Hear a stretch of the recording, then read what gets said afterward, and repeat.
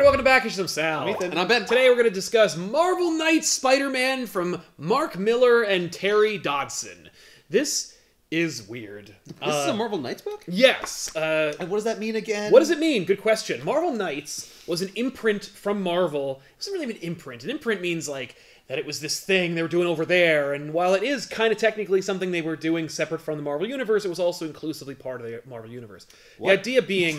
when Marvel finally drug itself out of bankruptcy, and they were trying to come up with ways to get people to buy their comic books. Mm-hmm. Like good stories. Yes. They tasked Joe Quesada, who had not yet become editor-in-chief, just do something with these characters that don't sell. Okay. That should, like Daredevil and Punisher. And so Quesada, who had worked in the indie scene and at DC... was like, okay, and he was in charge of the entire Marvel Knights label, and he's like, okay, I'll get indie creators who everyone loves to work on these characters. So I'll call up my buddy Bendis, and he'll write Daredevil, and I'll get Garth Ennis, who wrote Preacher, to do Punisher. And those stories blew right the fuck up, and everyone enjoyed them. And not only did they sell commercially, but they also... broke records critically. People enjoyed them. Mm-hmm. And word of mouth also made them suddenly valuable. It made Marvel not only relevant, but also cost effective. Okay. About this, though, this is a Marvel Knights book that came out after those two? Yes, yes. They started in 2000, 2001 with the Marvel Knights banner. And the idea being that Marvel Knights was these characters that aren't really selling very well, and they also incidentally wound up being kind of like street-level characters, although that was not the idea. The idea wasn't like, okay, Marvel Knights means the Knights of Marvel, who, you know, don't defend the land, not put a spear in a no, horse. It's nothing to do with that. It's just, this is a cool idea, a cool name that I use to refer to this thing I'm doing over there. Yeah. Oh, and he also got Kevin Smith to write Daredevil as well. Like, he got Hollywood bigwigs, indie creators who were hot at the time, and like former DC people to work on Marvel books. And it was through the success of Marvel Knights that Joe Quesada was awarded editor-in-chief status. And 4 years after Marvel Knights was established, they decided to do something with Spider-Man, despite the fact that Spider-Man was already pretty popular. Mm-hmm. Even after the Clone Saga, when his brand was tarnished almost beyond repair, it was still selling pretty well. My issue with this is that you're saying this is a Marvel Knights book, but it doesn't have the Marvel Knights logo on it. No. Yeah, so how do you know it's Marvel Knights? Well, because you read it back in the day. Oh, I see. So now they're like, is nobody knows what that is, just put Spider-Man. Bingo. Because the idea with that they had around, by the time 2004 / this book came out, they were like, they used the term Marvel Knights to mean all-star. Okay. It was for evergreen titles. Books that were in continuity, but weren't heavily reliant on it. Okay. They were just good. They were basically like, they didn't want to say it out loud, but it's, how about some good stories people could read over and over again? Instead of like a utterly forgettable Avenger story where they flirt with the idea of Spider-Man joining the team, and then they go into space and they fight Gunther. Like, and Spider-Man's useless? Yeah, like, who gives a shit about that story? Right. Especially our viewers. The idea with this is more like, no, these are essential stories that you can't ignore and that you can read anytime and enjoy them. Mm-hmm. This is a classic. Yeah, it's basically just the But it's a classic that we're creating right now. Yeah, it's the All-Star. It's to be a classic. It's the All-Star design. Because in DC All-Star, which was an idea before they flushed that down the toilet, was like evergreen stories that aren't necessarily in continuity, that are about their main characters. Spider-Man was already being fixed by Straczynski, creator of Babylon 5. Mm-hmm. He was on board with Spider-Man, and they also resurrected the Peter Parker Spectacular Spider-Man series, which was the second supplemental title for Spider-Man, second longest running Spider-Man title. Yeah. And that was being written by Uber creator Paul Jenkins, who wrote Wolverine Origin. So, like, already you have two major creators working on arguably their most recognizable flagship superhero, and breaking new ground. And they also had almost nothing to do with each other, those two books. Okay. Paul Jenkins was like doing weird shit with supplemental characters. He's creating new characters and adding them to Peter Parker's life. Straczynski's doing the exact same thing, but in totally different places. and they're so just diametric. Interesting. That there's like no correlation between the two books. So they're but just they're also still good. Still really selling. They're still selling and they're still solid. They're critically good. And then they're like, and how about one more where we do the exact same thing? So no matter what version of Spider-Man you want to read, it's written by a major creator who's doing totally different things with him that is directly influencing the continuity. And also doesn't pay attention to anything that either of them are doing. So you got 3 books that are all basically saying, fuck you, this is what Spider-Man's doing. Yes. Right. Doesn't matter what you're doing. That are going, tally-ho! Yeah. And we'll let them sort it out after. Yes. Like how it all comes. Oh, yeah. And all the fanboys are like, how does this work? I don't even know if they were. I was reading, and what happened was I read Paul Jenkins' Peter Parker, and I was like, no. And then I read Straczynski, and I went, yeah. And then I read the first 2 issues of this, and I went, no. And I just stuck with Straczynski. That was my book. Then I reread it, and I'm like, all right, I get what you're doing. All right, see, I was concerned because you were really setting us up for like, and then we'll do it again. We'll do the exact same thing. And it failed. And it was going to suck. Yeah. It would be great. This is the All-Star Batman and Robin of Marvel Knights. That's what I was expecting. Kind of. Oh. The Marvel Knights... Did it kill the franchise? This did not. This elevated it. People were like, yeah! Oh, right. And then they gave it to Reginald Hudlin, who did one of the worst runs of Spider-Man I've ever read. It just doesn't get the character, and also was paired with one of the worst Spider-Man artists of all time. Oh, just great. destroyed the Marvel Knights Spider-Man to the point where they retitled it Sensational Spider-Man. They're like, just call it something else. If they put Marvel Knights Spider-Man right next to Marvel Knights Daredevil, the suckiness of that book might actually affect retroactively how good Marvel Knights Daredevil is. See, here the problem is that sensational is a word that means you are experiencing a sensation. Yes, it doesn't mean it's great. Yeah, it might be a cavity search, but you could be heaving like into but it's a sensation behind a terrible restaurant into a dumpster. Yeah, that's a sensation. Yeah, you're experiencing all manner of sensations. But Mark Miller, at that point, I'd never read any Spider-Man work by Mark Miller. Mark Miller wrote Old Man Logan, which we've done on back issues, and also Wanted and Kick-Ass. Oh, yeah, okay. And so this is the Kick-Ass of Spider-Man books, where he's just like, fuck it. I've never done, and by the way, he also has no respect for a long time ago Nebulous thing. Nobody talks about, how old Peter Parker is. Right. If you assumed he's probably 29, that's probably an assumption. Yeah. All right. But, Sure. if Spider-Man's 29, then how old is Captain America? And how old are the Fantastic Four? And how old is Green Goblin? And what the fuck's happening? He's like, no. At one point, Spider-Man points at Norman Osborn and says, you are a 55-year-old man. You are 55 years old. He says it twice. And you're like, what are you doing? You're blowing up the whole thing. Just say he's middle-aged. Yeah. You don't need to say the specific year. You're ruining everything. So Mark Miller's like, I'm going to do shit you've never seen before. And some things are like, yeah, I guess I've never seen that before. Technically, thanks. So Spider-Man is in a knockdown, drag-out fight with the Green Goblin. Green Goblin... Was Green Goblin a thing at this time? He was alive. Okay. And Paul Jenkins wrote arguably one of the most definitive Spider-Man Green Goblin stories around that time. So people who were reading Peter Parker were like, what are you doing? We just did this. And it was wonderful. And Miller's like... So Spider-Man's fighting Green Goblin, and we get a huge Move the Car George scene where we meet these two people who are working at a restaurant, and they're arguing about DVDs and whether they're a viable form of media, and you're like, what? Don't date your book, by the way, by talking about disposable media. So these guys, then they throw some garbage outside of the restaurant, and it lands on Spider-Man, who is beaten, bloody, and senseless. Who is experiencing sensation right now. Yeah, that's right. And then he leaps out of the garbage to rescue these two dudes because Green Goblin is coming in for the killing blow. So Spider-Man fights Green Goblin, and it's just a brutal fight. And Terry Dodson does a really, really beautiful job of showing how gritty, gruesome, and kinetic this fight can be. Okay. It eventually slips as we go because it's a 12-issue miniseries that went through a year, basically. So and it got to fatigue by the end. Well, he took a break actually and let Frank Cho draw some of the book, which is so. He fights Green Goblin, and he says things that Spider-Man would never say. He starts beating up Goblin, gets him off the Goblin gliders. Now they're on, an equal footing. And he says, who's your daddy now, Mr. Osborn? And just starts punching him, saying, who's your daddy? Because that's, a thing you yell when you're in, a big, brutal fight. He really tries to infuse, a street vernacular into Spider-Man. Right. You know, like he says "man" a lot. He says like "yo." He says things like "who's your daddy?" And if He you're says like chill and bro, let's chill and let's just chill. you want to get bro. some beers? Spider-Man is in essence a bro.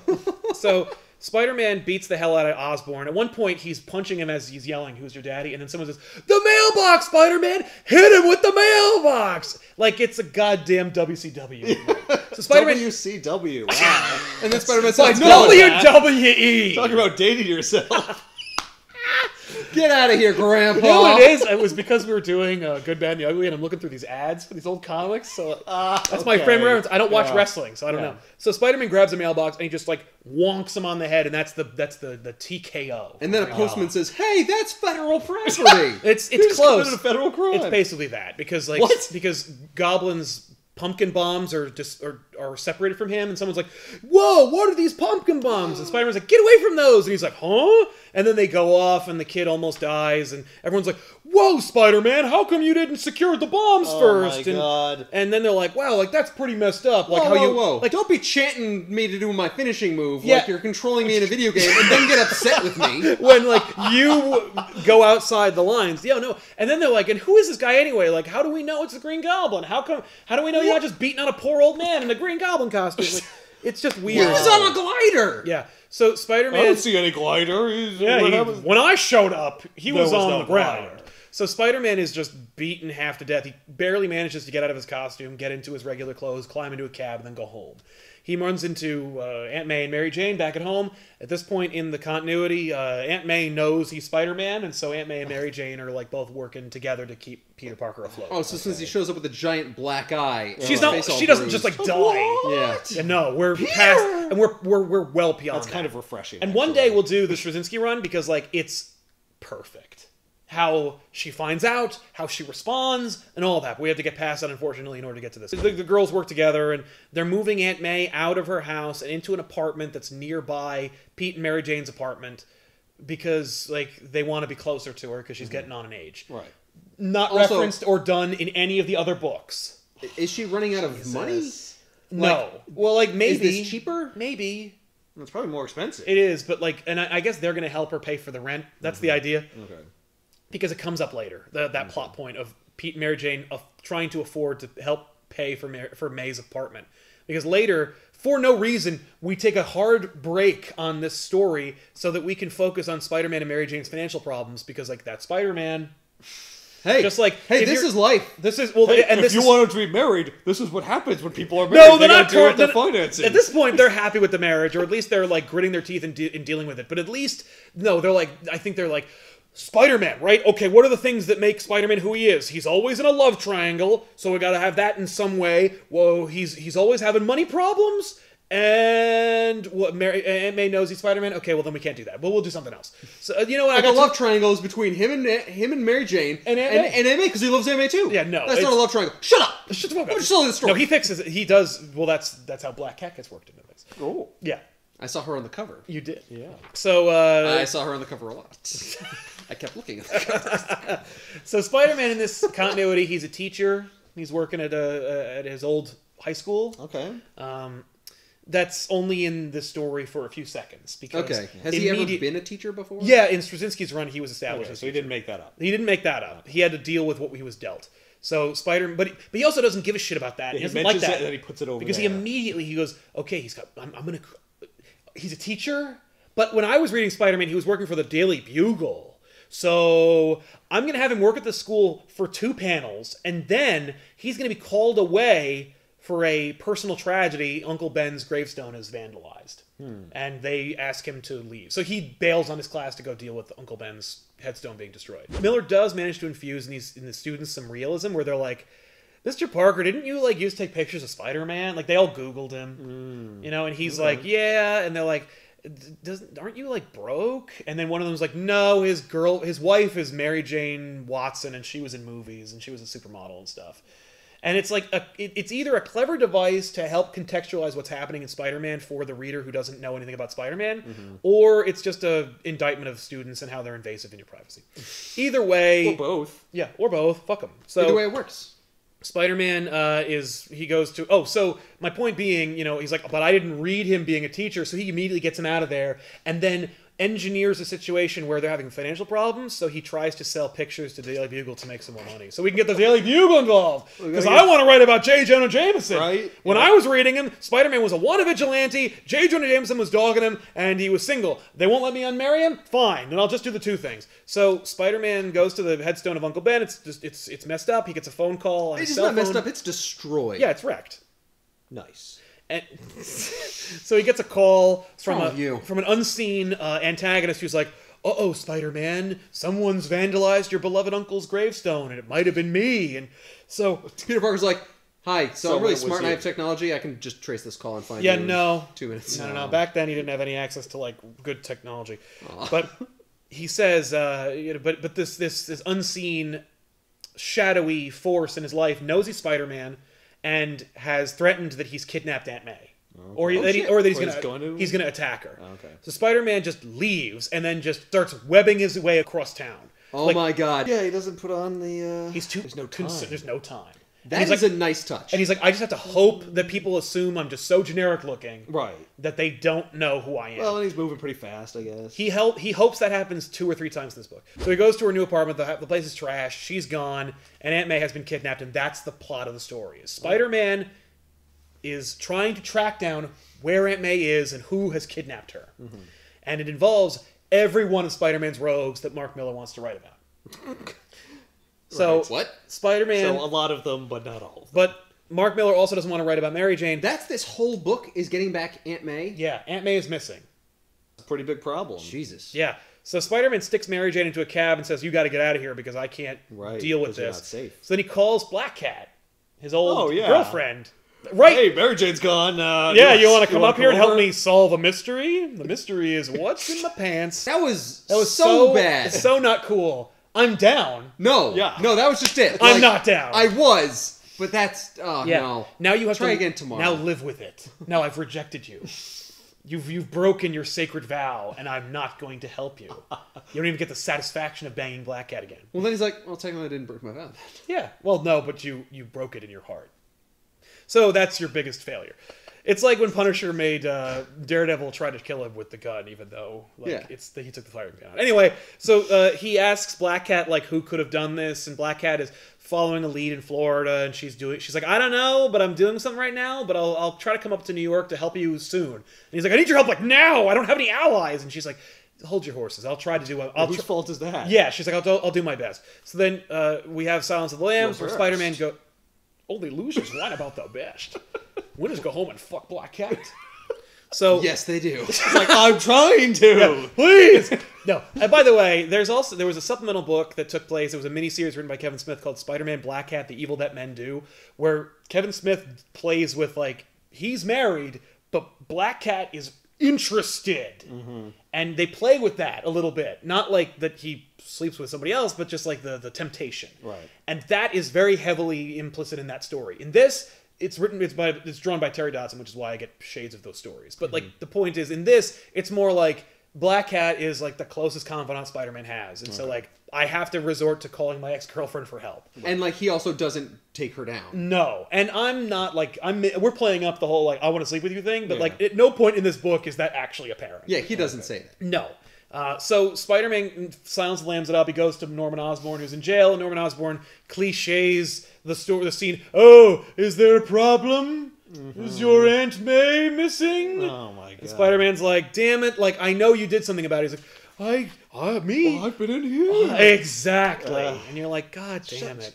Could you not do the thing That everyone does, or that people expect. Do what thing? What is thing? it? What are you talking about? All right, Pro if you're- quo, Spider-Man. All right, if you're gonna act like that, I'm just gonna leave. Okay, they well, just good go. one. Yeah. Where are you going? But then you'll never. Hey! Whoa, we're doing a thing. No, you're doing a thing. I'm trying to find out where my aunt is. And by the way, the thing you're doing sucks. Yeah. By the way, you suck at it, and I webbed your feet to the floor. So, And your hair's stupid looking. well, you have to get personal. It always has been. Yeah. I don't know why you have that haircut. It's awful. It's You and always Harry. awful. You and Harry. Same I don't thing. get it. I don't get it. You, Harry, and the Sandman somehow have the same hair. I don't get it. Anyway, so Notice how no one else in our universe is dumb enough to have your hair. yeah, it's weird. Well, that means that they just can't do anything about it. That's like a biological problem. So you could shave it. Osborn basically does the whole Silence of the Lambs thing, but he also says, like, I may have told someone else about your secret identity, and they might have taken that information, done something with it. I don't remember putting anything into motion, but, good luck with that. Like, I may have set things in motion when I was arrested, if I ever get it. That's the thing, is... This is presupposing the idea that Norman Osborn has never been arrested for being the Green Goblin, which is just not true. Mm-hmm. So Spider-Man is dealing with Norman Osborn and him being like, well, once I was arrested, things went into motion that I have no control over. Maybe I told someone and maybe they did something about it, but I have nothing else to do with it. Right. So Spider-Man's like, fine. So he leaves. And you're like, okay, so Spider-Man is not going to be battling with the Green Goblin the entire story. So then Spider-Man's like, screw this, I don't know what I'm doing. So he goes to Avengers Mansion. Some hijinks ensue where he has to fight the Avengers because he breaks in. And the Avengers are pompous windbags. Yeah. And they're also about 6 months away from half of them dying and the other ones fading into obscurity and Spider-Man becoming an Avenger in the first place. So it's kind of fun to read where they're like, excuse me. But Spider-Man, who do you think you are? I think that I'm going to outsell you, motherfuckers, in about 6 months. That's what I think I am. Because he has this moment, because basically he says, like, I need you guys' help. And they're like, why don't you just call the police? And he's like, because I have a secret identity. And they're like, why don't you just tell everyone your secret identity? And he's like, because one person found it out and they tried to kill my aunt. Are you even listening to what I'm saying? And literally, and they go, and Cap's like, I mean, my secret identity's out. And Spider-Man's like, oh, well, all your friends and family are dead. And Wanda, you don't even have kids. Totally invalid. Yeah. And what's amazing is, he's just like, I'm just saying, like, none of you guys have anything to lose, And so, whatever. And Scarlet Witch, of all people, says, oh my god, are you trying to insult everyone in this room? And I'm like, are you trying to kill half the mutant population?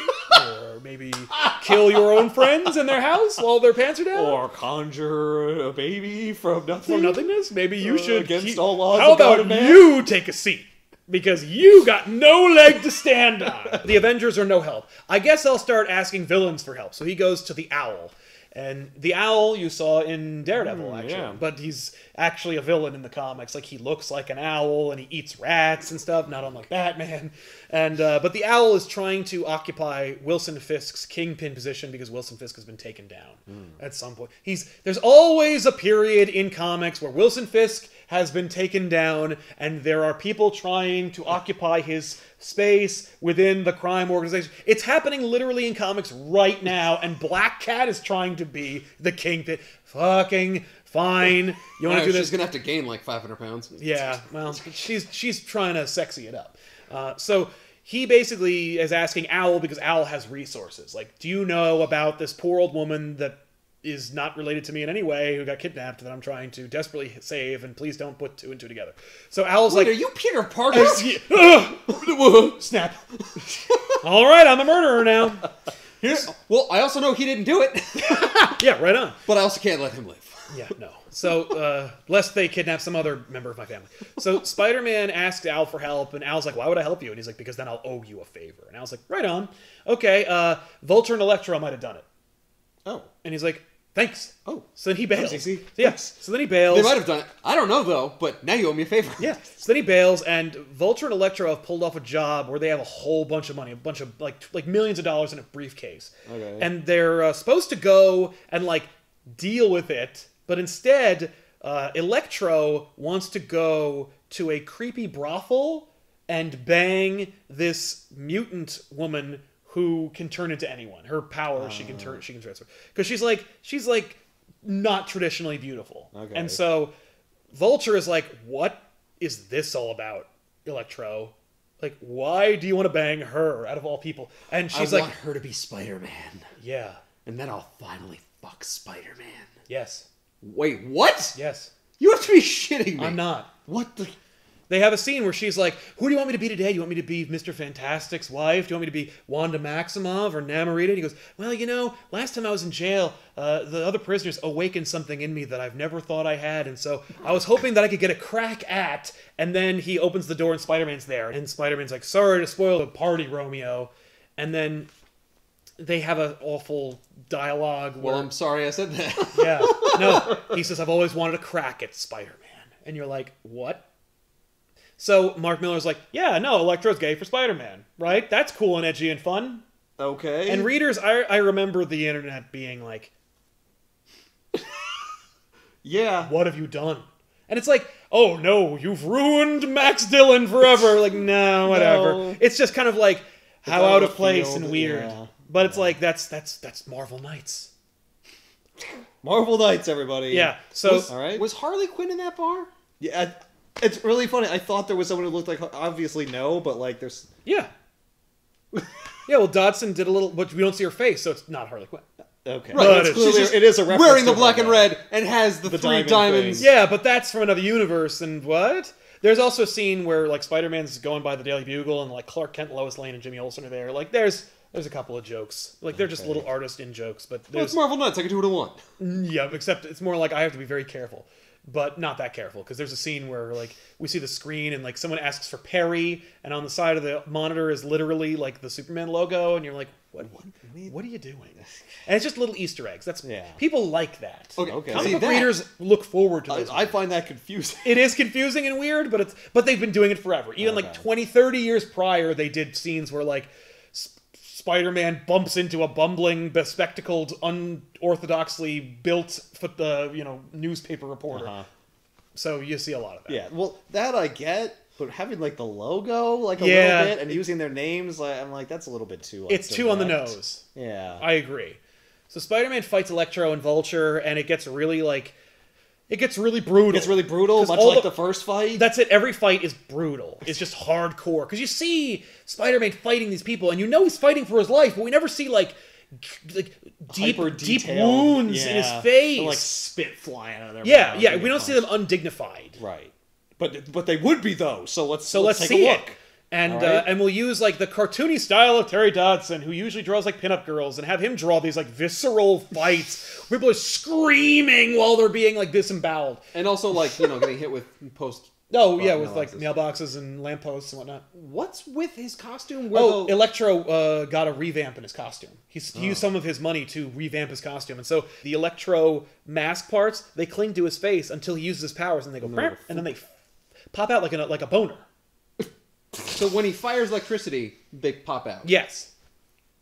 That's weird. Or Okay. like a puffer fish. Yeah, or any other dumb idea. Or one of those lizards with the frills. Yeah, or a dinosaur. Or a Dilophosaurus. In that movie, Yeah. not in real life. So Electro is fighting Spider-Man, and at one point he's like, Toombs, like, get your Vulture shit. He goes, I left it back at the apartment, bro. I'm just dressed like I'm an old man. I don't bring it everywhere. No, and with he's me. like, are you shitting me? So he's like, I'll be right back. So then Vulture leaves to go get his costume. So Spider-Man and Electro have a fight, and That's like, kinda funny. it's brutal and Oh, hardcore. he blows up a lot of stuff. He blows up a lot of stuff, and people die. Jeez. Like people in What? cars. Spider-Man's like, don't do it. He's like, fuck you. Boom. Because he's a bad guy. So Electro takes a minute to call Vulture on the cell phone and be like, yo, dude, you probably don't even need to come. Like, I think I've killed Spider-Man. Like, let's just get ready to go. And Vulture's like, no, I'm good. Like, I'm almost there. Because, like, Vulture has, like, his anti-grav boots or something. Like, he's like, I can only, like, float a little bit. Like, I can't, like, fly and swoop and stuff. So he's like, I'm almost there. What are you talking about? And then Spider-Man shows up and just beats the shit out of him. And he goes, like, you gotta tell me where May Parker is. And he's like, who the fuck is May Parker? And Spider-Man's like, oh, Nobody. I've been had. Yes. Damn it. By the owl. By the owl of Daredevil villain. By the very smart owl. Yeah. The Ooh. wise owl. I think originally the owl had subcontracted Electro and the Vulture to steal a bunch of money and then bring it back to him and take a percentage, but then they were like, fuck that, I'll just keep it. Right. So they owe Owl money, and Owl's like, well, fuck those two, so I'll just use Spider-Man to get my money back. Oh. So- Or just beat them up and teach them a lesson. Yeah. At least. Either way. At the very least. Yeah. So Spider-Man's not going to bring no, the Owl money back. money. But if they all get like their asses kicked, like the Maybe Owl they'll- can then like show up and be like, see, you don't know where my revenge will come from. Right. And right. so, but give me the money. Yeah. Oh, is it starting to rain? yeah, it's starting to rain. Oh, man. It doesn't really affect It Electro. looks like Spider-Man loses this Yeah, fight. he does. Well, he gets his ass kicked. An ambulance comes and takes him away and takes off his mask and like operates on him. What? Yeah, but the ambulance, but the hospital has like a special policy on vigilantes and masked super characters where it's like they go in under a pseudonym we don't take photos. Like, it's kind of like this unspoken but overtly spoken in the scene rule where they like treat their superheroes with respect and dignity. Interesting. Oh, because they saved the city. Yes. Thank you. But it's not like a kinda night nurse cool. situation. It's like it's like a sanctioned thing at like Yeah. Mercy General. Wow. So they get to work on Spider-Man. Oh man, that's gotta be a great thing. If you ever just get beat up, just put on a fake superhero costume. Yeah, and be like, I was defending the city! You're not on the list. Sorry. Who are you again? I'm new! So Mary Jane is watching the news, and like the paparazzis found Spider-Man's mask in the garbage, and they're just like, what looks like Spider-Man's in this place, and who knows? We're gonna find out who he is. And so Mary Jane's like, oh crap! Vulture catches it on the news. He shows up to get revenge, and he kills the nurse that's helping him out. Oh, wow. Oh, shit. And so, Jesus. This book is hardcore. yeah, it's not fucking around. This is the dude who wrote Kick-Ass, after all. Right. So, like, it's the Kick-Assification of Spider-Man. So you wake up out of a terrible nightmare, and then you have to fight the Vulture. Yes, Who just and killed your nurse. you have no Spider-Man costume, you have no web Right. shooters, you are covered in bandages, and you've just been beaten savagely by Electro. So he tries desperately to fight Vulture while Right. also trying to hide his face. Yeah. It gets so hardcore, and it crosses lines, like, and not I mean like lines of taste, but it's just kind of like what, like it's already hardcore enough, but then.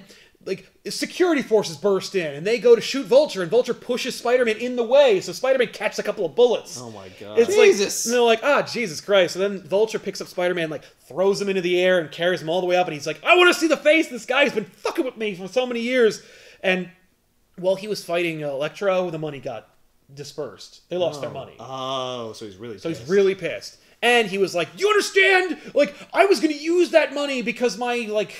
Oh, no. Here this we go. child that you never knew existed, that I had from some other person, blah, blah, blah, has cancer, and I was going to pay for their cancer treatments with Right this after I money. went to the strip club with Electro. Well, he didn't want to go to the strip club. It was more Oh. like Electro and he are partners. So Electro wanted to bang this chick and then go. I'm sorry, not strip Dooms is club. like, I'm an old Yeah, man. brothel. What am I gonna do at a strip That's club? basically his Yeah. response. He's like, what am I going to do? Pop a pill and bang Spider-Man like you fucking jackass? So Electro rips off his bandages and he just says, oh my god, you're nobody. You're just some fucking kid. Like, What did you think was gonna happen? he was like, I thought you might be like an actor or somebody important. Like you know, you've been bothering me for so long. I built you up to be something, but you're nobody. Like you're just some loser. So he just drops him, and Spider-Man's like plummeting to his doom, and he's like, well, this is it. I got no web blind. There's nothing I can do. I'm not friends with Iron Man yet. Right. So that's the end of that. And then Black Cat swings out of nowhere and catches him Wow. and shows off some massive boobage.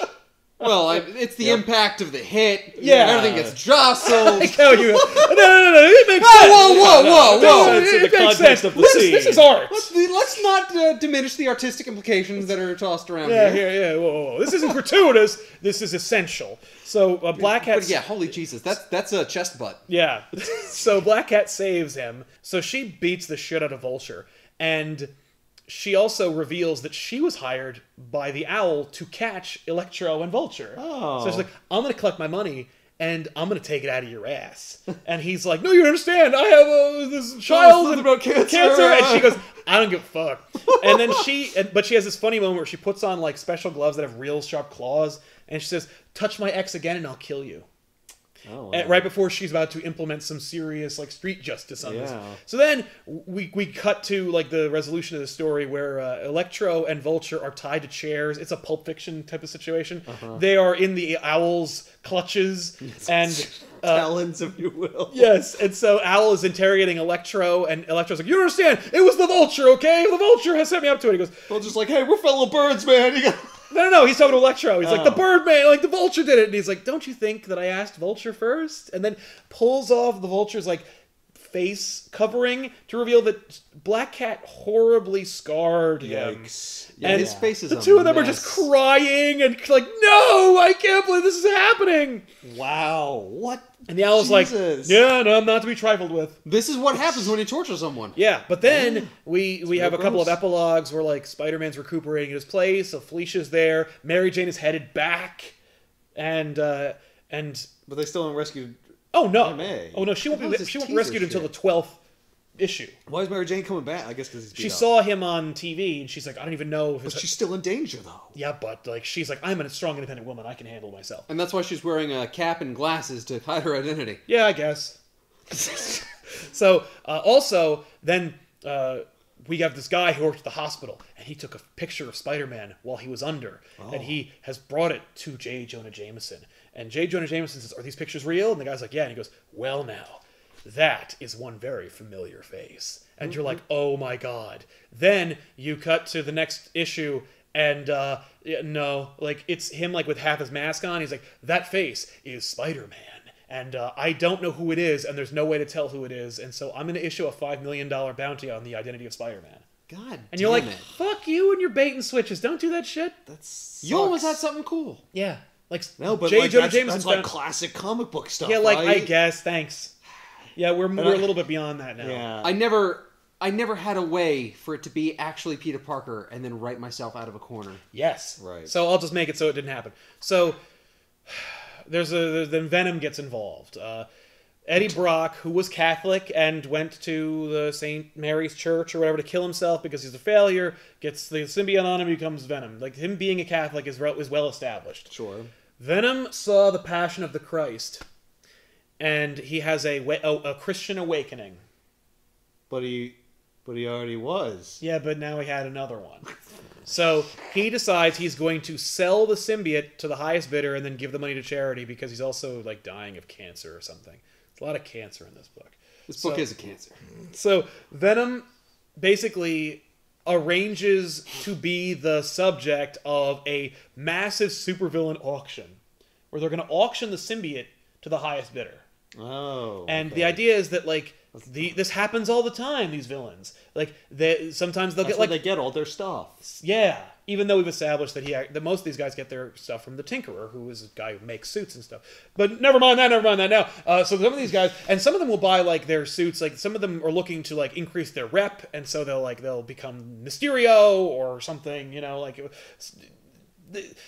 some people will like. It's how we can kind of like covertly explain like how Mysterio can be in two different books at the same time. Right. And stuff. Like, how sometimes he's like really ineffective, and right. sometimes he's like, or any badass. other villain that like has a mask on. Right. So that happens, and the Fortunato family, which is like this crime family you've never heard of, they buy the symbiote and give it to their weak young son who has never made himself a man yet. You know, it's that trope. Okay. So then like You have to kill the Spider-Man and be a man. well, like you'll finally like have the power to be a man. So like he becomes Venom, and Frank Cho draws the issue, and they completely because this new character gets the Venom suit, he then takes that as an opportunity to revamp the Venom look. So Venom's suit changes for 10 years. It's this new freaking look. That sucks. Yes. Take because this and make it and for everyone. and make it for everybody. Well, not only that, but like Venom, Venom the actual for symbiote, yeah. should see this weakling and just eat him. It doesn't eat him, but there is a funny scene. Okay, good. So and Doc Ock is like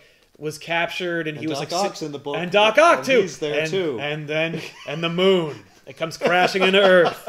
So And you got old and what do you ladies. do then? And old women are coming, They're coming. and they're gonna cross attack the Dr. Octopus. So Spider-Man fights Doc Ock, who's like heavily sedated and escapes from some facility, and there's some. And he's also topless. Yeah, He's ripped. well, because in the Paul Jenkins run, they redesigned Doc Ock and made him look all goth and stuff. So we got to deal with that. So that's a change. Everyone has a different costume in this book, but some of them are because of continuity. Other things are because like Dodson and Miller are like that. We're doing that. Different. So Doc Ock, but he's like part of some sinister plot that we don't see or hear about until the very end. But the point is that Doc Ock is like just kind of on autopilot and just attacking the city, and so Spider-Man fights him.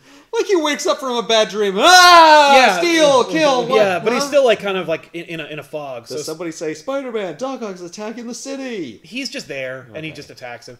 And so Spider-Man, like he starts taking pictures because he's trying to like supplement his income because he finds out that Mary Jane is overdrawn, and she like that she was hiding the financial trouble from him, and This is starting to come apart. no, I mean, it's Spider-Man. no, It's all gotta it's come Archie. apart. I mean, Spider-Man. So Yeah. Spider-Man is fighting Doc Ock. He notices that Doc Ock has been tranked by like some shadow organization, and you're like, we're going to introduce shadow organizations now? We're halfway through the goddamn story. So then then the SWAT team shows up, and Spider-Man thinks it's for Doc Ock, but it's actually for him, and then they attack him and try to unmask him to get that money. Oh, get that sweet Joe Jameson money. That's right. Later, he extricates himself from the situation. He's like running down his experience over the last couple of days with Mary Jane, where he's like, yeah, people are trying to take my mask off all the time. Like, people are just jumping at me now. Like, it's just, I can't breathe in this city without somebody trying to take my mask off. Does he extricate himself from the situation where they all pile on top of him and then he just goes, just blows away and flies and through they the all air? fly away? Yes. Yeah. He does the Matrix thing. Yay! We have a couple of funny scenes where, like Spider-Man goes into J. Jonah Jameson's office, and he's like, well, Jonah, it's time that times are tough, and I've got to tell you who I am. I'm Otis Kincaid, and I've always been Spider. And Jay's like, get the fuck out of my office. We got security. We got another fake Spider-Man in my office. Get him out of here. That's great. And then we establish, that's what would happen. Yeah, and they remind you of J. Jonah Jameson's astronaut son, who's like, who's also been Man-Wolf and many other things. And at one point or another, like he was down on his luck. And he's having a hard time. And he puts on the suit. He's trying to con his dad out of money. That'd be amazing, but no. But there is a subplot about John. The point is that Jonah loves his son John, and he like worships him, and he idolizes him. And even though John's like not doing well, I think J. Jonah Jameson actually gives him a job at the paper. Spider-Man basically goes back to Norman Osborn. He's like, okay, I'm out of fucking ideas. You want to help me? Just tell me how this works. Yeah, and he's like, I'm sorry, who'd you talk to so far? The Owl, Shocker, and Vulture? Electro and Shocker. Electro. I'm sorry, Shocker is in this book. I remember saying, don't worry. But, like, you've gotten Electro, Vulture, and the Owl. How many more villains do you have? Yeah, you have at least 6. There's the Sinister Six, and I'm not on that team, so you got at least 7. And Doc Ock, but he was just a rampaging lunatic. Yeah, he All right, clearly isn't why involved. always come to me? Go talk to Scorpion. Go talk to Rhino. Yeah. Maybe they know something. Right? And both those guys are in the book, too. Oh, is the Kingpin in jail? Talk to him. Right? Why always visiting me? But we get this weird story where Norman Osborn talks about how like, he made friends with his guard, his wife was having trouble, and he knew that Osborn was a geneticist, so he basically asks Osborn for help. Osborn makes a cure for his wife's ailment. And but then, it turns her into a goblin. But it makes her, it kills her, basically. That it's like a latent thing where like it cures a disease, but then it kills her after that. And so he's like, that's what kind of person I am. You could ask me to help you, but here's my reverse ask. Why the fuck would I ever do that? And how dare you even ask me that? And so Spider-Man's like, fair enough, bye. Okay, you could have just said no. Yeah. Thanks for wasting my time. But we need to establish that Norman Osborn is a brilliant geneticist. So then Spider-Man goes to the X-Men, and he's like, will you guys help me? And there's like a million mutants running around because it's pre-Wanda fucking everything up. Right. And so he goes and he meets up with Rachel Summers, who is the daughter of a future timeline version of Scott and Jean or whatever. And she's a telepath, and she goes into his mind, and somehow using Spider-Man's mind, she's able to see what Aunt May saw. Oh my God. Nope. Basically, she's like, she sees that Aunt May, she basically says like, I'm sorry, she's probably dead. Because she's visualizing this image of Aunt May and a grave. You know what it is? Yeah, because whoever took her put her in a grave. She's looking at Peter Parker's mind, and Peter Parker's like, imagine if she's dead and in the ground. And so, you know. That would work, not I can see her. I can see her shit. Not dead, so that's probably what happened, right? What? She's that like. She saw something that was not there. We'll get there. But, like, they basically give away the ending with this reveal. Because you're like, oh, did they kill Aunt May? It's like, well, I'm reading the other 2 Spider-Man books, and she ain't dead there. So, no. So we go to the auction house. We meet up with like Hydro Man and Sandman and like this woman who's like, I have a coat made from Tigra's. The Tigra was an Avenger. Tigra's pelt, and they're like, that's not. She was literally on TV yesterday. She's like, what? You've embarrassed me, Hydro Man. Like I was here. You know, you got to get me this new Venom suit or something. And Shocker's there, and he wants to be Venom, and so they have this. They have the whole thing. No one wants to be Shocker. Come on. No, they don't. No, so then, not even Shocker wants to be Shocker. Yeah. So Venom auctions the suit off to the guy, and we want to put Which guy gets it? the weakling, the weakling son. Oh yeah, okay. Yeah. But Spider-Man, like Mark Miller wants to put every Spider-Man villain in this book, but not all of them can factor in. So Spider-Man like fights the Lizard for a few panels, and then he montages through fighting Hydro Man and Sandman and the Rhino and blah, blah. Also, some hooligans steal the Spider-Mobile and they go for a joyride. Up a building. Yeah, because the Spider-Mobile can drive up buildings. How would they know that? It was in a museum. Oh, it belonged there. Yeah. So, it belongs in a museum. So Spider-Man and Felicia are like flying around doing shit, trying to solve this problem. So Spider-Man's he like, does the thing I suggested where he just goes and asks everybody. yes! Yeah, Yeah, okay. he fights Rhino. Where's Aunt May? I don't know who that is. Oh, kill! So then, while Spider-Man is he's swinging around and he's like been nonstop, and then he's like, oh, I gotta go to the bathroom. So he breaks into this diner and he goes to the bathroom.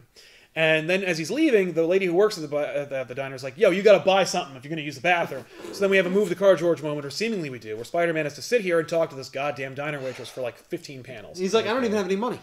Yeah. No, he doesn't. She makes him a cup of coffee, he drinks it, they talk back and forth, and then she reveals that she is the one that the Vulture was gonna pay for the cancer treatments. What? Yeah, by accident, Spider-Man bumps Oh into my the God. Vulture's Oh, cancer the treatment. one person. Yeah. No. Yeah. I thought it was ridiculous. I thought it was going to be like he saved her a long time ago and she owed him a cup of coffee. Yeah, no, her daughter is the granddaughter of the Vulture. And so, you know, you're like... That's so lazy. But Spider-Man is like, oh my God, like, I'm a dick. Like, I lost this money and I should have let them do blah, blah. Like, I don't know what I should have done, but whatever I did was wrong and I'm guilt-ridden. I'm really starting to dislike this book. What? No. So Spider-Man then he's about to leave and he's like, okay, like, I'm gonna go, like, and I don't have any money, and she's like, I was just fucking with you. Like, I'm not gonna take your money. Yeah. And he's like, okay. I did want to talk to you for a little while, though. Yeah, well, I mean, Spider-Man's in my diner. Why not? So he leaves, and he's like, oh, and he's got a new mission. He's got to save this poor woman's daughter because, you know, that was involved. Because Aunt May's going to die pretty soon anyway, but that woman's Well, daughter she's has probably, her life ahead of her. Spider-Man's basically thinking to No, himself, he's like, thinking she's dead. Aunt May's already dead, but he needs to at least see this thing through the end. Yeah, So, okay. so Fortunato... How long has it been? Has it been like weeks? Yeah. Then someone's just like, I just left her in a room. Dude, she died from hunger. So Yeah. it's like, Yeah, I really I thought was you were... waiting for you to show I up. thought you were going to solve this mystery, like, way sooner. No, we go through, like, all the seasons. It's been, like, a year. Oh, Or wow. not a year, but, like, months. Okay. Oh, at one point, Spider-Man and Mary Jane are talking, and he gets an invitation to his high school reunion. And he's like, well, I'm not going to that. And she's like, you know, you should take your mind off of this craziness. We should go to your high school reunion. And we're like, what the fuck? no. So then, No. so then Spider-Man and Mary Jane go to his high school reunion. And we meet characters that we've never seen before because we need to have, like, other bullies that gave Peter Parker a hard time. So Spider-Man goes around and he does the worst thing you can do at a high school reunion, which is show off his trophy wife. And because he's literally having a scene where he's like, he's pointing at Mary Jane to my somebody, God. like, look at me, puny Parker got, like, made good, her. And you're like, I'm Spider-Man... banging her. I'm tapping that. Yeah, Spider-Man would never do that. Like, what a... Like, he's not a... although we did establish, he is a bro. Yes. No, he's a He bro. totally Now is. he is. He's broing out. And Mary Jane is apparently fine with this. She's like, you were a nerd, and now you're fucking Spider-Man. And me. Yeah, fuck. And so, like, these guys deserve to have it, like, their nose rubbed in it a little bit. Right. And also, like, you've been depressed for, like, the last, like, 4 months. So, like, you deserve a win. Yeah, I think that's realistic. Also, I mean, if he was Aunt gonna May do is that, missing then I for feel like 4 she would months. have I know. I'm sorry, she has an apartment that Yeah. they're paying for. Yeah. Did she have any friends? Aunt May? Yeah. I mean...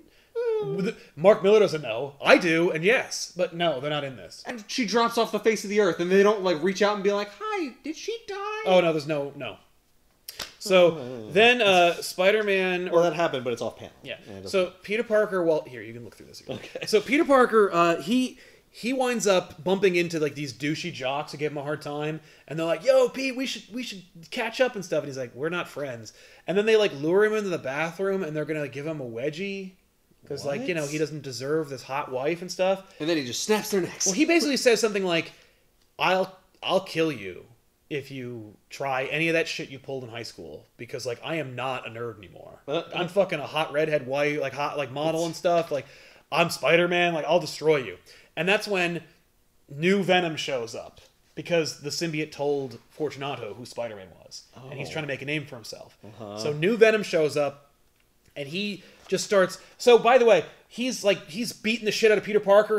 Peter Parker jumps on the wall, sticks to the wall, and he's, like, calling Peter Parker Spider-Man. One of the jocks is like, oh my god, Peter Parker Spider-Man. Then Venom kills him. Oh. So it's like, oh, like crushing his head. Yeah, with his big, stupid hand. Pretty brutal. So, Spider-Man fights Venom at his high school reunion. Mary Jane clears the school.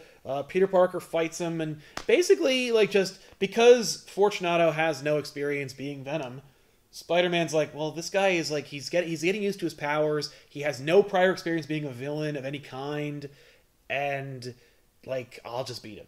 Yeah. So basically... Also, someone goes into the bathroom afterwards like, oh my god, Peter Parker murdered these two men! Yeah, Oh, right. I did just hear him say that he would kill these guys. So he puts on his Spider-Man costume. They go outside. The fight rages across the city. Does the artist change Yes. between these two books? Yes. Okay. Yeah, Frank Cho takes over because Terry Dodson needs a fucking minute to breathe. Yeah. But as you can see from that issue, like... Also, my Spider-Man costume is fucking... It's everywhere. Yeah. I don't leave anywhere without it. No, Well, no, he he wears it wouldn't. underneath his clothes. Yeah, where's the hood?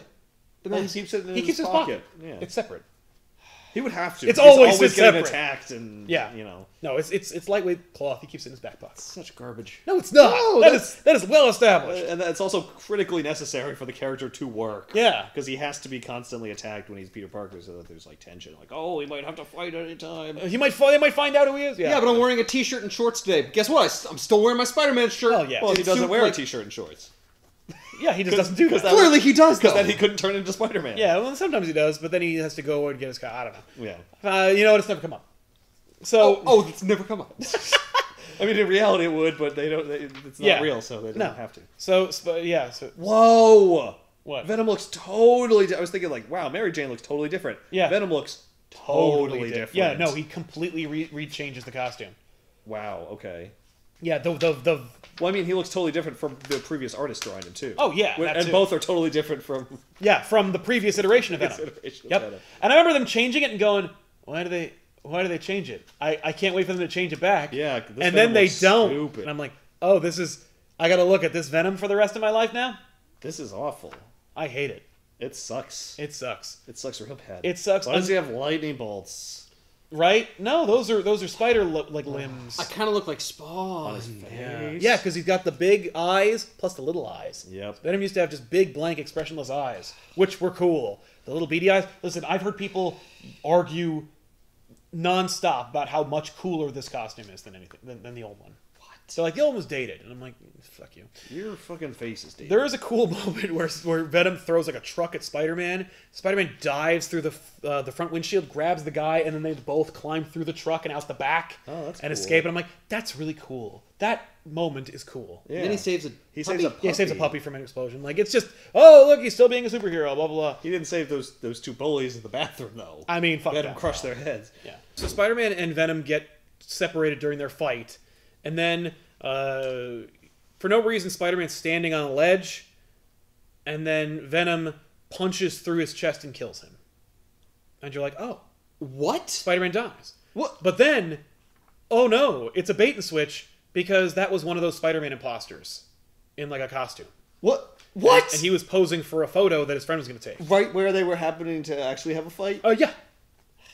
So then Spider-Man is like... So then Venom murdered another person. Yeah, Well, and that's Spider-Man's had enough, and he just starts like wailing on him, and he's like, "You killed this innocent person, like you're just some pathetic loser." Blah blah blah. He's beating the shit out of him. So as Spider-Man is beating the crap out of New Venom, the connection between Fortunato and the symbiote are getting shaken because like Fortunato's confidence is being shaken, and so he tries to bail.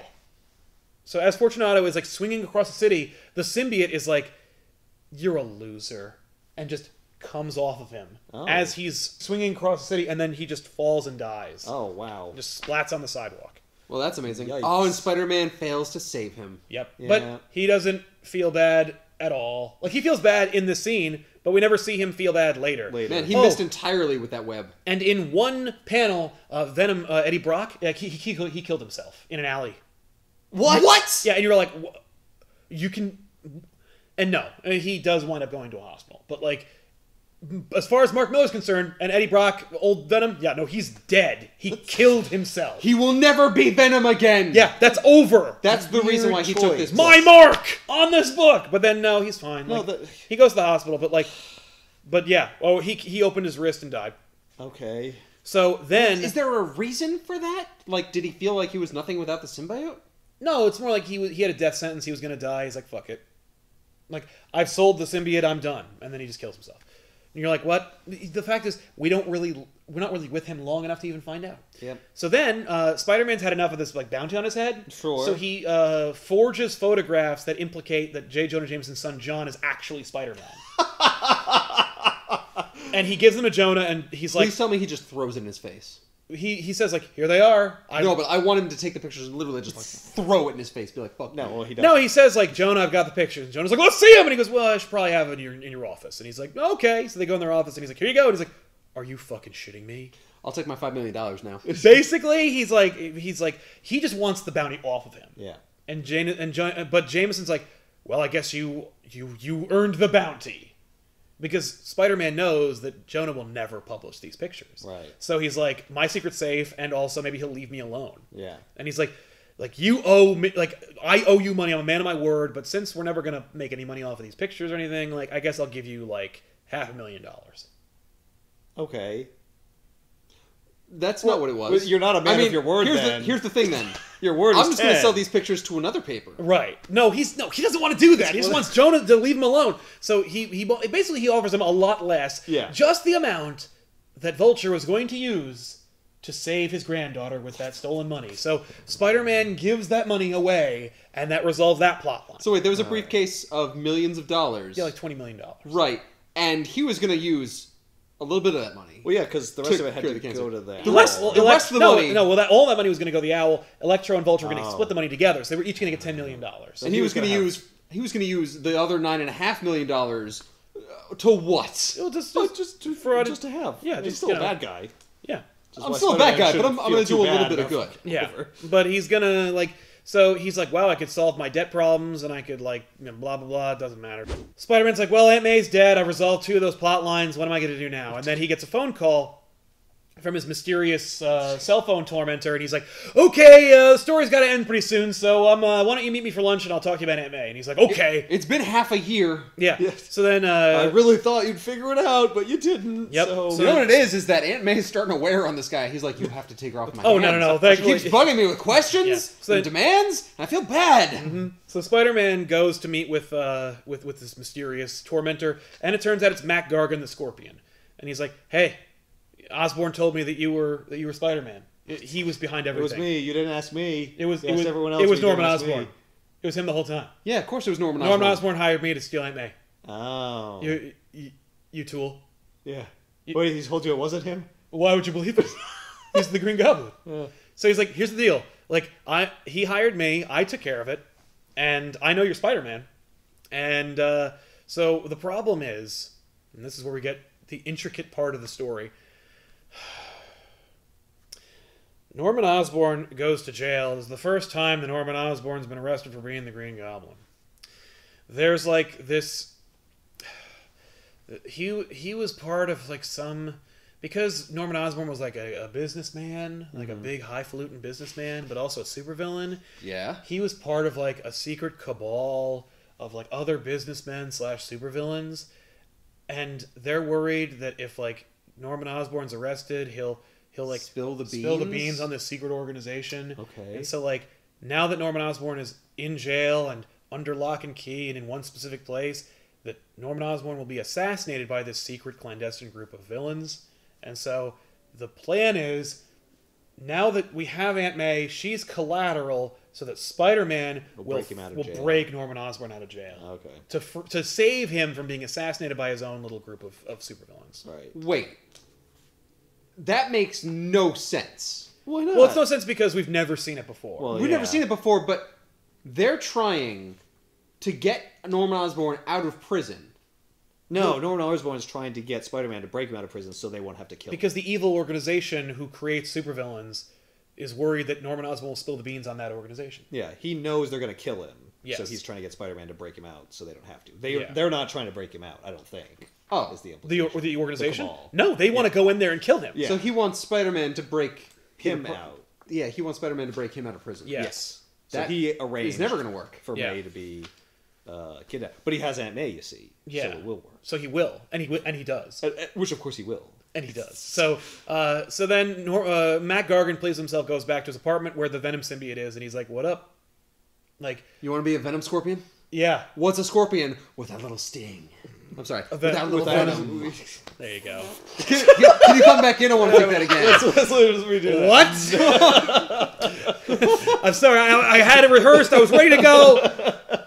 You know what? Fuck you. I'll go to Electro. But no, it's funny. Actually, it's awful. What's a little shock without some venom? That makes no sense. Damn it! I really should. You know what? Scorpion was the way to go. Are there any poison-based villains of Spider-Man's besides you? Besides Scorpion, Electro? Do you know? Osborn gifted Gargan with a brand new Scorpion suit, just like he gifted everyone from Spider-Man's rogues with new suits. Osborn did? Yeah, Osborn did it. He hooked them all up with the upgrades and the suits and everything. Even though it was like to make Spider-Man's life harder. Yes. So he did that, and he took Aunt May. He was in charge. He was behind everything. He was behind everything. Except he is also now the new Kingpin. Yeah, and like, by the way, frustrating enough, like if you were a Spider-Man reader, like he was behind the whole Clone Saga too, and it's like, oh, we're doing that again. Yeah. So then, Gargan's gonna put the Scorpion suit on, and Venom's like, hey, no, don't do that. You should be Venom. And then he says, like, come on, we can be friends. He goes, I got enough friends. And he says, but you've never had a friend like me. And you're like, are you doing a goddamn motherfucking Aladdin reference? Abracadabra. yeah. Like, no, because he's like big, and why don't you ruminate while trying to illuminate the possibility? Miller, you should take a nap and then get back to the typewriter. Like, I'm sorry, my kids love Aladdin. I had to put it in. Yeah, so Spider-Man goes to Uncle Ben's grave, and he's like, Uncle Ben, like, I'm sorry, I have to quit being Spider-Man because I failed, and blah, blah, blah, and I gotta go free, Norman Osborn. So he tells Mary Jane he's gonna go do this. Mary Jane's like, that's fucked up, you can't do that. And he's like, nope, I gotta go. Yeah, because it's just so extreme. And so Spider-Man and Black Cat go off to free Norman Osborn. I'm sorry, Black Cat shows up to the apartment? Yeah, she knows who he is, and they've hung out and stuff. Yeah, but Mary Jane is okay with that? Oh, Black Cat put Pete in his apartment and watched over him when he was all beaten up before Mary Jane even came home. When Mary Jane came home, Peter Parker's buxom ex-girlfriend was waiting for her in their apartment. Like, hey, don't worry, I took him out of his clothes and put him in new clothes, and it's totally fine. It's totally cool. That's totally fine. I'm totally cool with that. I'm secure with that. No, that's great. That's why I'm getting my okay gun. This is the gun where I'm okay. Yeah. So she does get her gun, and she's like, because she doesn't trust that Norman Osborn is gonna like not betray Peter Parker. Shit, she actually pulls out a gun. I didn't even see that shit. Yeah, she does. So Spider-Man and Black Cat free Norman Osborn right before the organization goes in to kill him, and then Spider-Man is ambushed by all of his villains, who Green Goblin dubs the Sinister 12 because it's 12 of them. Because there's 12 of them. It's twice as many as the Sinister. It's twice as badass as the Sinister. Yeah. Oh. And Norman Osborn's like, now that you've set me free, I'm going to kill you. Yeah, of course. And by the way, Green Goblin is like, man, I was really hoping that the new Scorpion was going to show up, but he's not here, so I guess the Sinister 12 will have to be like the Evil 11 or some shit. But like, whatever. The point is, you're going to die. And then Vulture's like, no, I'm out too. All right, then we're the terrible 10. But then Venom shows up. Or rather, Matt Gargan as Venom. Yeah. And he's like, hey, I didn't miss anything. And I love this scene between Green Goblin and Venom / Scorpion. He says, Scorpion, is that you? And he's like, no, it's me. Like, it's me, Matt Gargan. I'm Venom now. And he goes, I made you a Scorpion costume. This is all meticulously plotted out. I have all these plans. I had plans for the symbiote. And he goes, dude, this is even better. Like, I can do whatever you wanted me to do. Whatever your plan was, this is even better than it. Whatever you wanted me to do as Scorpion, I can do it even better now as Venom. Okay, you don't understand. I gave everyone specific costumes so that we could all form one gigantic robot and defeat Spider-Man. Yeah. And who are we going to be without a right hand? Yeah. Huh? You were going to be the dick. Because we were going to fuck Spider-Man. No, Goblin, you're the dick. Yeah, exactly. The biggest dick is Green Goblin. So, but that's when Shocker's like, could I be the dick and fuck Spider-Man? Yeah. So then, no, it's Electro. I keep calling him Shocker. Two electric based. One of the 12? No. Okay. No, Shocker goes to the Venom auction, and then we never see him again. Because he's outbid. That's the end of that. Shows up in it. So, all right, bid. I have $500. The opening bid is $300,000. Well, then I am done. He just puts away his wallet. Just leaves. Thank you. Good night. He puts his fucking Shocker costume in the garbage. He goes to a bank for the first time as a man and says, I would like to open an account. I have $500 and I'd like an application. And they slide him a toaster. Yeah. Truly, I am the Shocker. So, but what's great is, so Green Goblin's like, okay, so all the villains are going to go kill Spider-Man. And I'm going to go kidnap Mary Jane and bring her to a bridge and kill her. And Scorpion Venom goes, Norman, for God's sake. And I'm like, yeah, Fair enough. So Spider-Man and Black Cat like just tear into the villains, but they're obviously going to lose, and then the Avengers show up and beat them within a few seconds. Venom gets separated from the group, and so Spider-Man has to fight the new Venom, while Green Goblin kidnaps Mary Jane and brings her to a bridge to kill her. Right. Oh, so Green Goblin actually gets away and does that. Yes. Oh, yeah. So Spider-Man fights the new Venom / Scorpion, and he's like, you know what, the reality is, though, you were a 2-bit loser then, and you're a 2-bit loser now. And he eventually just, he drags a building that was going to be condemned on top of him. Oh, wow. And just not crushes him, but defeats him. And crushes him. Because, by the way... to death with a building. Because Matt Gargan Venom will be Venom until Flash Thompson's Venom in 2009. Oh, wow. Or whatever. Like, a long time. Almost So 10 no years. one cares about the Scorpion anymore, is what you're saying. No. Although Dan Slott does try to make... He does a thing in an awful story called New Ways to Die. I remember I interviewed Dan Slott when I was trying to become a YouTuber, like, in 2006, and I asked him when he was working on Brand New Day if he wanted to do anything that they wouldn't let him do. And he says, like, when is this video going to be published? And what I should have told him was never, because it was never published. But but I was like, I go, you know, and he goes, I wanted to keep Matt Gargan as the Scorpion, but the editorial team was like, no, he's Venom now. Wow. So that was that. And I'm like, fair enough. A little inside baseball there. Yeah. Yeah, and now you guys are getting the inside scoop. Yeah, only 11 years late. So Spider-Man defeats Venom, and then the evil organization has brainwashed Doc Ock, and so they send him out to go kill Green Goblin. Oh, Jesus Christ. They still want to kill Green Goblin? Yeah.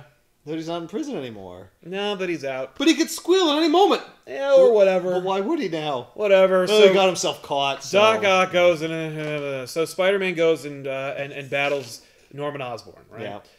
And Gwen's like, I'm sorry, Gwen. Yeah, right? Yeah. Oh, Freudian Jeez, slip that there. shit, Jesus. No, so... Mary Jane's like, why am I up here? Yeah, she looks Mary Jane unconscious. remembers. She was unconscious, but...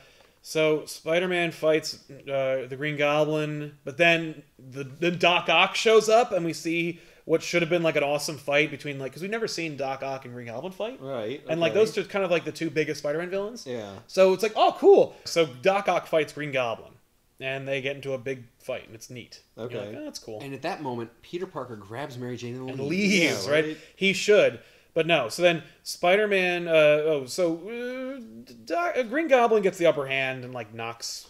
Green Goblin's got the upper hand now. Yeah, so he throws a bunch of pumpkin bombs at Doc Ock and knocks him out of the way. Oh no, pumpkin bombs! I also haven't wondered- anticipated That's the that. thing is that Doc Ock is not going at like maximum capacity. He's still like kind of like addled. So he's like, all he knows is his programming, which says kill Norman Osborn. So he's just like, kill him, fire bad. Yeah. Pumpkin bomb's bad. So then Spider-Man and Green Goblin start fighting, and Green Goblin's tormenting him by being like, "This is one of those special nights where someone's got to die.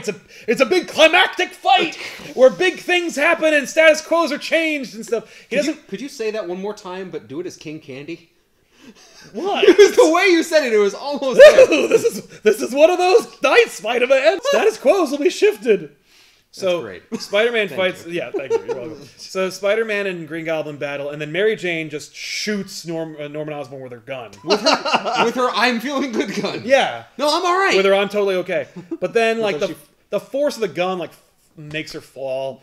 So we got to do what the hell is it? A cannon? No, it's just that she never fired a gun She was before. startled and fell backwards. Which is And hilarious. it knocks her back. What? 10 feet? Yeah, but don't forget, Desert Eagle. if you were ever read Spider-Man, like Mary Jane bought a gun when she was being stalked by a guy who was obsessed with her role on her soap opera, and she's fired a gun before, so And she's practiced it many times. Yeah. So that's not realistic. So but whatever, but so she fights. Mark Miller never fucking read that book. So Yeah, so so she shoots Norman Osborn, but then she falls, and now we got to Well, do the. it's Gwen not that Stacy she's fall. never used a gun before. She's a woman. She can't shoot a gun. She How fires. dare she? She shoots she goes ow, and then falls, and but literally she hits him from Jesus like, Christ, like 100 Mark. feet away. it's just woof.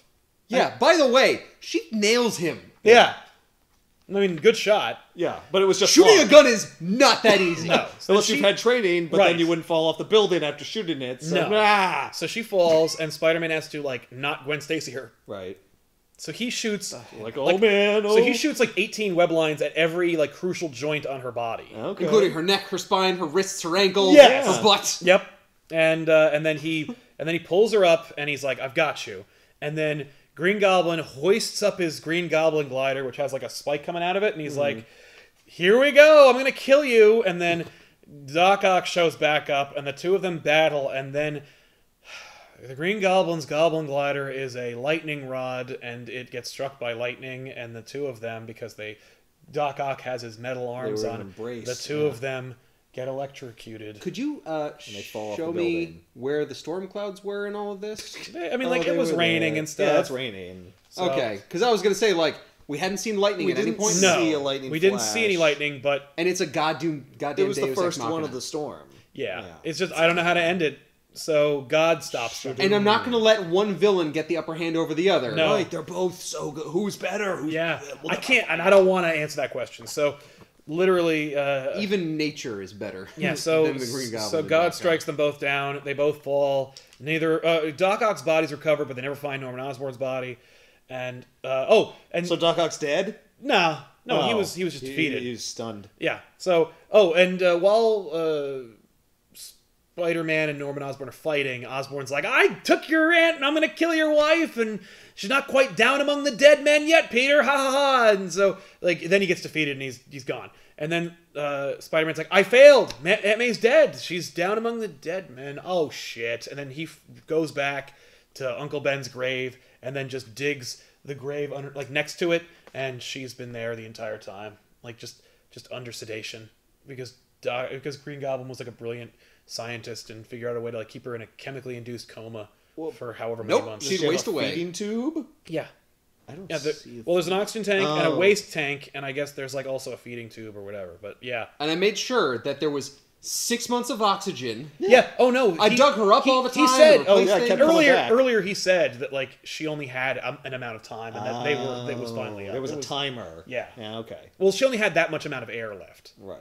So then, 6 months exactly. Yeah. Oh, okay. Yeah. Yeah. So then... Well, that's why he called, because he's like, hey, your time's running. Hey, I come on! That's why Yeah. Do you even want to save your aunt? Yeah. Peter Parker's like, not really. Yeah. So it's time to have the big climactic fight at the end of the book. Spider-Man, are you ready? Let her go be with Uncle Ben. Yeah. No, let her die. There's like too many opportunities for that to happen, and they don't take any of them. So, but they flirt with them so that you think it's going to happen, and then they never do. So then, but of course, it's never enough that it's like, I found her, and I wake her up, and she says, "Oh, Peter," and they hug. No. I can't find a pulse, so he's got to do CPR, and then she wakes up, and then she's like, Peter, and then he's like, yes, I'm such a lucky little fool, like, I can't believe I did it, and now that I've almost failed to save Aunt May, and too many people knew I was Spider-Man, I'm going to give it up. I'm going to give up being Spider-Man in the last 2 pages of the book.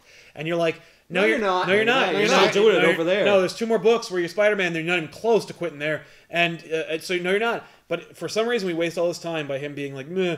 And, oh, by the way, like, Mac Gargan, Venom, like, he's back in jail. And so Spider-Man goes to visit him, and he's like, oh, don't worry, I won't tell anyone that you're Spider-Man, because why would I ever share the stick I have to beat you with? Like, why would I share my victory over you? I'll keep your secret. And you're like, this is the bullshit fallacy of every villain that knows he's Spider-Man, is that, like, oh, don't worry, I'll never tell anyone. I want to have my victory against you myself the next time that I escape, and that I'll never tell anyone again. Fuck you. Yes, you will. But I'm sure someone will mess up my mind, and I'll forget entirely. And what's funny is... Eventually, Norman Osborn did tell Scorpion, so... Yeah, well, he did earlier. There was one time where someone Yes. didn't keep it forever. Right, but he basically passed the torch. Yeah, so maybe someday he'll tell someone else, even though he says he's not going to. No, yeah. And so we get a couple of epilogues. Like, one, we go to another villain auction, and they're auctioning off the Venom, or the Scorpion suit. The Scorpion suit oh, we never but got to see. no one does that. No one buys becomes it. the new Scorpion. Yeah, Oh, no, nobody cared to do that. No, nobody does. No. Oh, no one? And Shocker could have been like, me! $500! So And it's like, what are you going to do? shit. What are you going to do with the rest of your $300? So he turns it on and just, like, blows up immediately. yeah. Like, No! I was gonna kill the Scorpion. It works about as well as the time machine from Napoleon. that was my plan! It just burns your balls. You understand? I had a set thing for everyone, and with your costume, I was going to kill you. Yeah. Because I told you Who Spider-Man Spider-Man was, and I can't have couldn't all these loose ends. That'd be great. That'd be amazing. Wow. I'd be totally on board for that. You know what? In my head canon, that's what happened. So, and J. Jonah Jameson's like, and Spider-Man saves the city, and from now on, it's all going to be Spider-Man is great headlines, right, John? And John's like, whatever you say, Dad. Okay. Yeah, all right. But don't worry, the other 2 guys don't care, and they didn't do anything about that. Oh my god, I would love it. I would absolutely love it. If J. Jonah Jameson just keeps on being like, yeah, Spider-Man's awesome. Yeah. Right? John's just like, he's kind of a dick, Dad. You've been against him long. Yeah, what are you talking about? No, I hate Spider-Man. Or he's like, aren't you gay for Spider-Man? What's the matter with you? And J. Jonah's like, yeah, no, that's... No, What? he's bad? What do you... You want me to say he's bad? You want me to say he's bad? What? No, Are you want to say sure, he's John? bad. What the fuck is happening? What are we talking about? I don't know. What are we talking about? God damn it.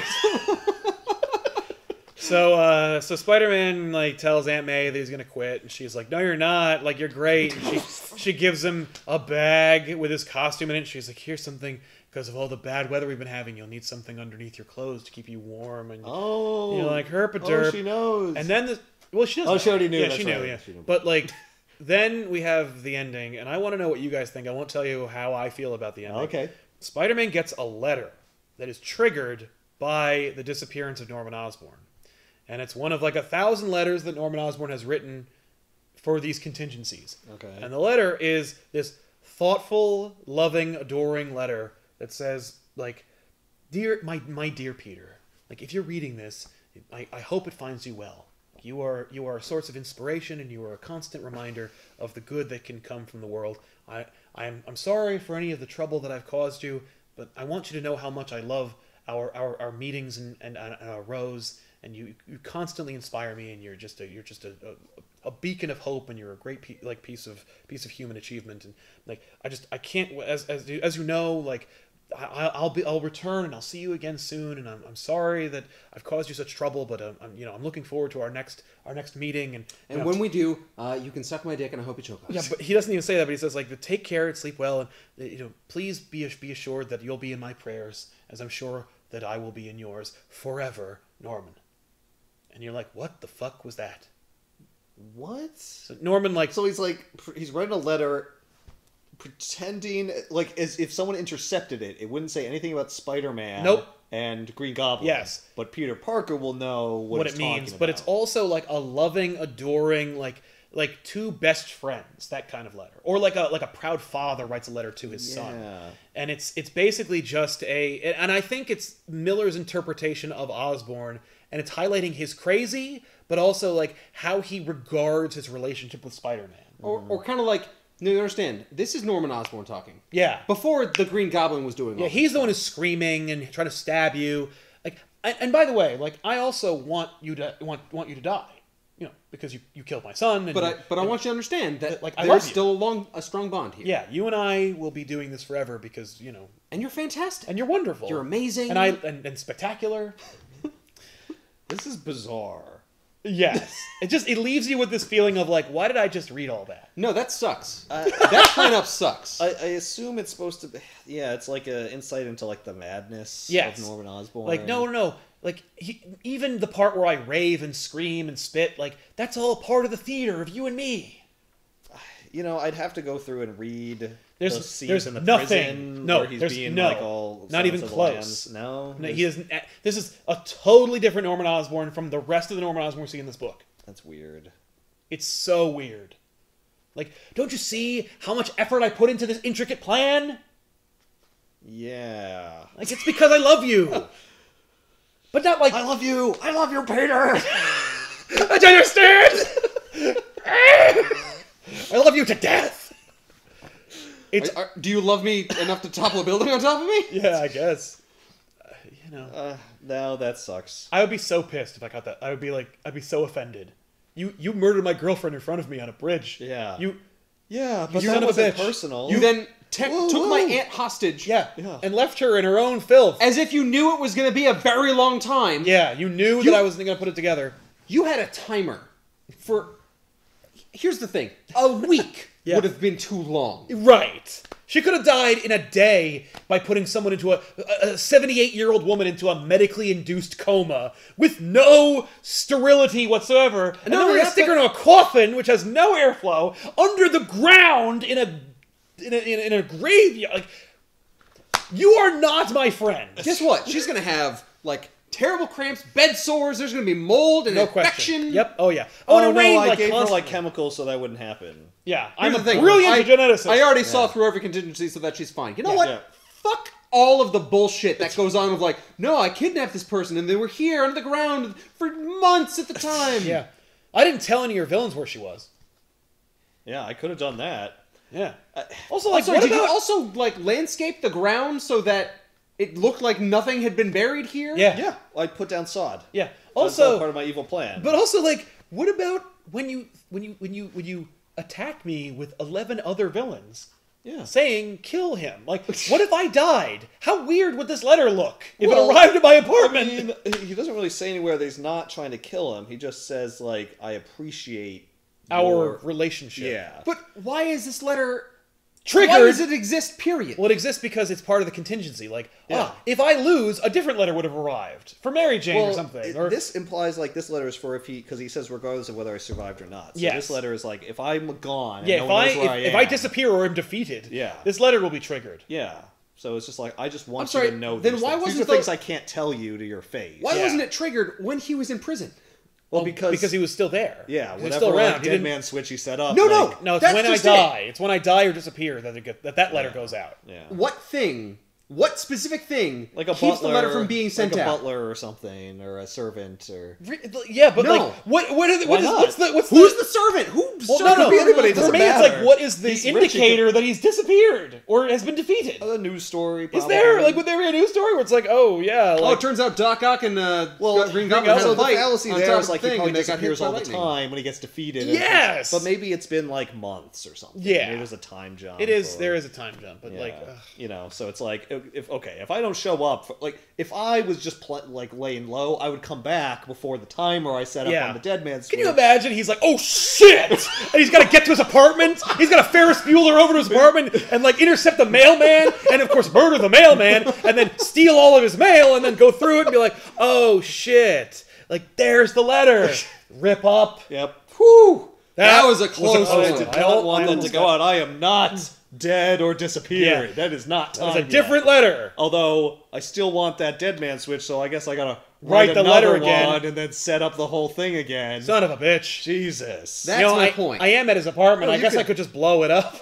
I mean, you could do So far, that. there doesn't seem to be anything inside. There's nothing where Norman Osborn, while in prison, would be able to be like, "Hey, stop this contingency from Yeah, happening." no, because but, everything is going you according to you plan could just so far. I'm sure there's companies that do that. That Yeah. like will release a letter like when certain conditions are met. Right. And Hey, if you say Western like, Union.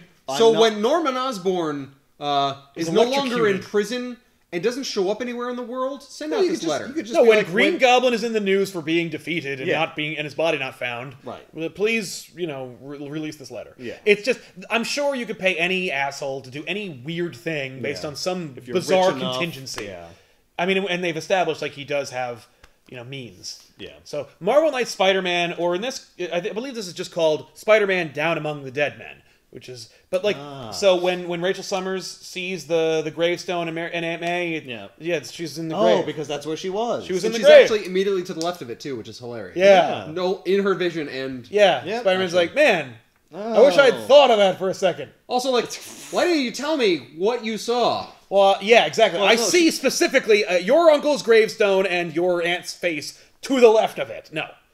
She just says, I think she's dead. Because she's used to seeing visions and interpreting them. Well, it's not super clear. And maybe. it wasn't Just when they Jean get Grey, it was an Rachel image of- Summers. And Yeah. she's not nearly as powerful as Emma or Jean, so blah.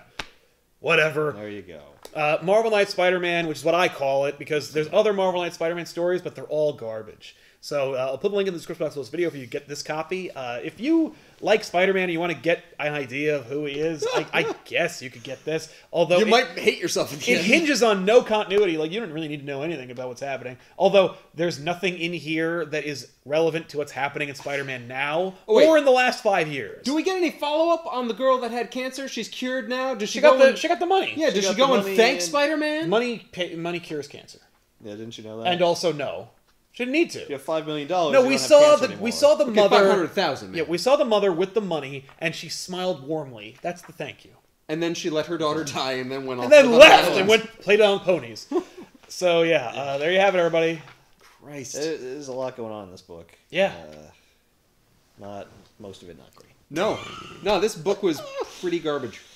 You know, it's interesting in that it does like pay homage, I guess, to history. Yeah. With the bridge and Green Goblin. Yeah, but like a little on the nose. It is a little bit on the Any nose. reference is overt. Yeah. And if there is if there is like an homage, like a subtle reference, it's an accident. Right. But you could see, like, if someone didn't know, if they weren't, like, already immersed in the lore of Spider-Man... That's why I'm this saying, isn't, like, horrible. I think this is a great, like, jumping on point for Spider-Man, Yeah. because then you can be like, holy shit. This book has Is like... it always going to be this heavy? Like, no. It has like 15% cool moments, Yeah. where the rest of it is just like, all right, Yeah. that's either passable or annoying. Yeah. For me, the problem is you stretched it. Yeah. And it wasn't even a situation where it was like, I had 6 issues and they told me to do 12. Although that could be it. It's more like they told me to do 12. I had 6 issues worth of story.